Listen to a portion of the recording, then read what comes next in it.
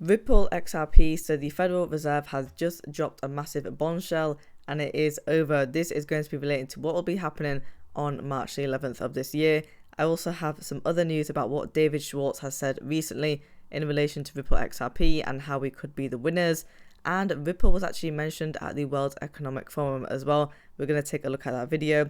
We have some news in terms of Singapore and what they're doing with their crypto providers and tokenization in India. And of course, we will be looking at the price action for XRP coin today. All I ask from you are two things, which is to smash that like button and to subscribe to the channel as well. So there we have it. From the Federal Reserve's official X page, it says over here that they have announced that the Bank Term Funding Program, BTFP, will cease making new loans as scheduled on March the 11th. So obviously this has caused a massive uproar with what is going on. And we know before, remember when the Silicon Valley Bank collapsed, well, this actually came in for protection of that. And this was essentially the funding lifeline created for banks last year. And the Federal Reserve also said that it would raise the interest rate that the banks would pay for any new Fed lending. But we are going to see this end. And this program is essentially ending because they have now realized that banks were taking advantage of the system. And I'm more than sure by now that majority of people knew this. I mean, it was technically a loophole because the banks could obviously borrow at a lower rate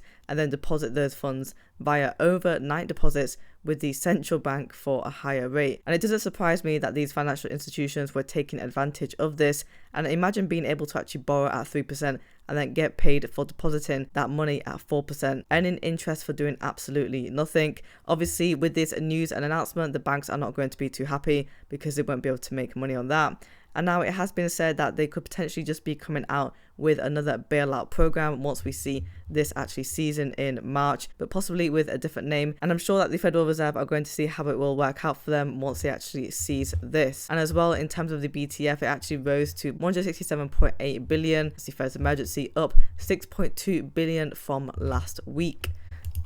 I suppose, yeah. Okay. Mr. Powell, I'm going to project a picture up here so that the audience can see, but I'm also going to hold it up for you. Is this you, Mr. Powell? That is. Where are you? That's a party after the alfalfa dinner, an after party that I went to. Where was that party held? It was at Jeff Bezos' home. At Jeff Bezos' home, and when was it taken? Excuse me? When was this picture taken? Saturday night after the alfalfa dinner. Give or take, you'll stipulate end of January 2020. Yes. Recently. Can you imagine how attending a lavish party at Jeff Bezos' $23 million home, along with Jared and Ivanka and the CEO of JP Morgan Chase, Jamie Dimon, might give off the sense to the public that you are not, in fact, immune from external pressures? I would certainly hope not. What did you talk about at that party with them? I didn't talk to any of the people you named. You didn't talk to anybody? I didn't talk to any of the people you named. Oh, can you tell me who you did talk to? I mainly escorted my son and his brand new wife in there, and I actually introduced them to General Mattis. Okay, great. I would just suggest that this attendance at this kind of event with these kinds of people is inconsistent with what I would otherwise commend you on for doing a very good job, I think, of reaffirming to the public. This plants in the public's mind, I think, a seed that is counter to what you have been doing. I mean, people are essentially calling the Federal Reserve as a rug pull. Now, in terms of the interest rates, we'll just take a look at what Gold Telegraph has said. You'll see over here that Janet Yellen says that the inflation is now well under control, and you would think that she would say this when it hits 2%.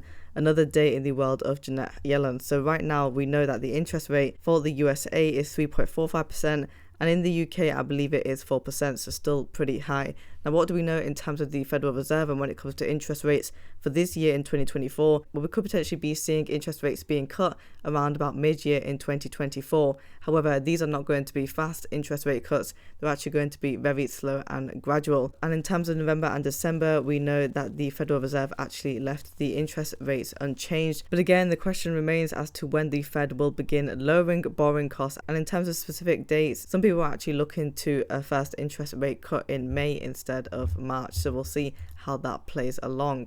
We have over here from Mason, breaking XRP should be the winner for cross-currency payments and liquidity provision. Now, this was actually said by David Schwartz, and he gave an interview with CoinDesk, and he compares Google to XRP, basically saying that if XRP fails at cross-currency payments, This would be like Google failing at search. So a pretty useful analogy, going to show that XRP will be able to deliver in cross-border payments.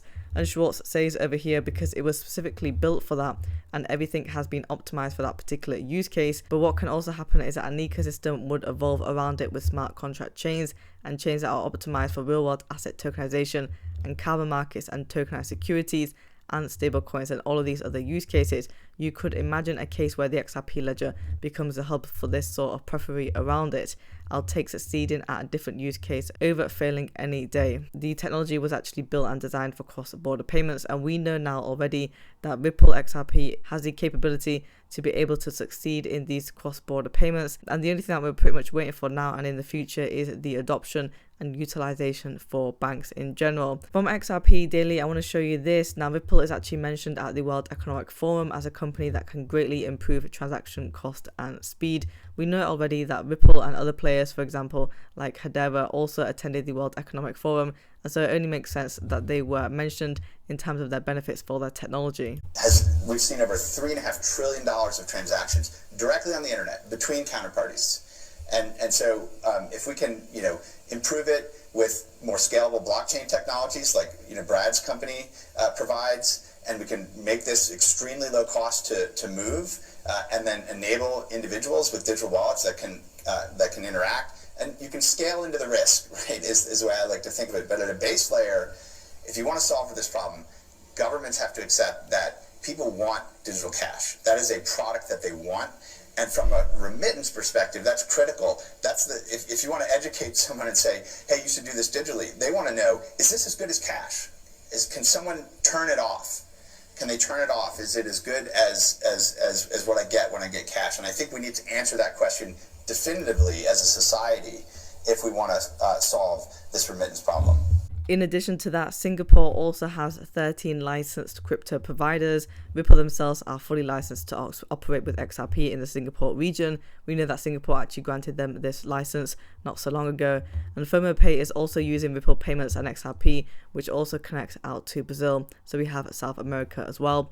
And you might actually recognize some of these names that we have. You'll see over here we've got CoinHacker, we've also got Metacomp, Paxos and Revolut. And so it goes to show that we have all of these different crypto providers, and of course all regulated as well. It's good to see that Singapore is essentially becoming that financial hub in the crypto space. Before we have a look at the price action for XRP coin today, I just want to show you this that we have from ISO 20022.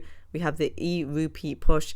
RBI looks to tokenize government securities, customer deposits, that the systems could actually be built on the Hyperledger fabric and the existing blockchain ledger that supports CBDC in its current format. And so we could be seeing the digital Indian rupee coming out too.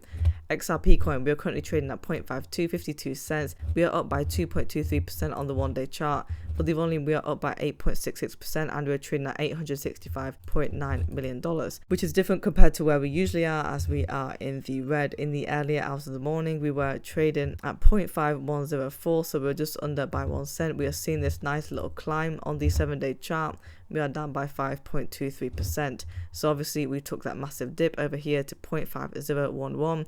We went to 50 cents, and that was the time on the 21st of January where we were sitting at 0.5532. So we've come down from that 5% mark all the way to here, but we've slowly recovered now ever so slightly.